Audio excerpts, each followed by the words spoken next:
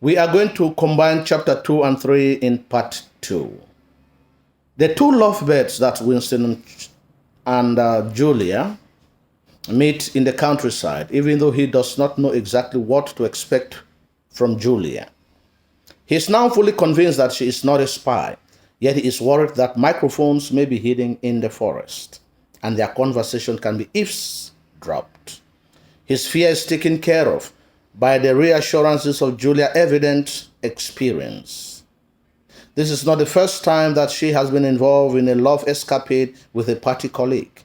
She tells Winston her name and tells him that she had belonged to the Junior Anti-Sex League, which trains young people to develop a certain reticence towards sex and the expression of emotions.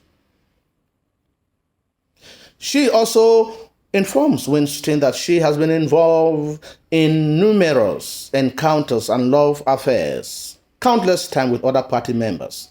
She even tells him that her first encounter had been at the age of 16 with a senior party official aged 60, who had later committed suicide so that he should not be found out. This is a clear indication that even senior party officials have been committing the same crimes that they punish others for. Ironically, Winston tells Julia that the more she has been with him, the more he begins to love her. The hideout where they make their love reminds him of his dreams about Golden Country. Winston also realizes that Julia loves intimacy, unlike Catherine.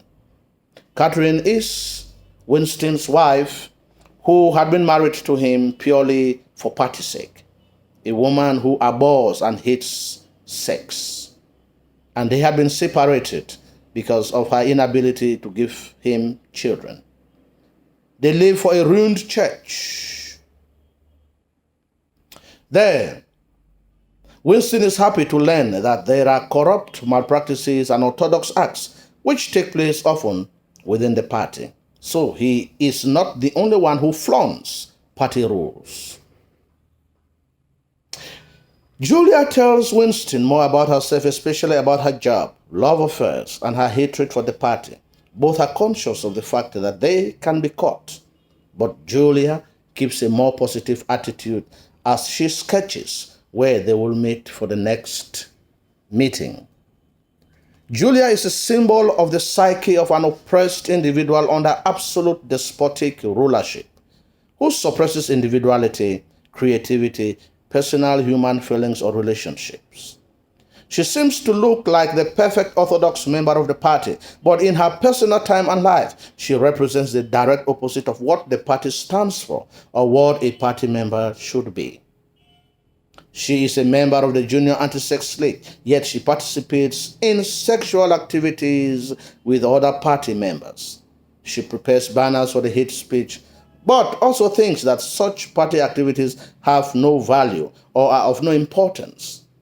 Almost everyone in Winston's corner believes in one thing and the other at the same time, which is, of course, the philosophy of doublethink. The imaginary Golden Country, where both meet alone for the first time, is symbolic because Winston dreams of it earlier, with Julia flinging off her clothes and rushing towards him. The bed in the pasture, in the wood, also symbolizes freedom, that kind of freedom which Winston desires. Winston ought to ask himself of his relationship with Julia and Big Brother. The bed is everything that Winston is not, but wishes to become. In retrospection, Winston sees a clear contrast between Julia and Catherine in their sexuality. The memory with Catherine in the woods is significant as it describes a more orthodox and acceptable sexuality in Catherine. In addition, the flowers are symbolic because they represent sexual experiences of Winston and Catherine, or Winston and Julia.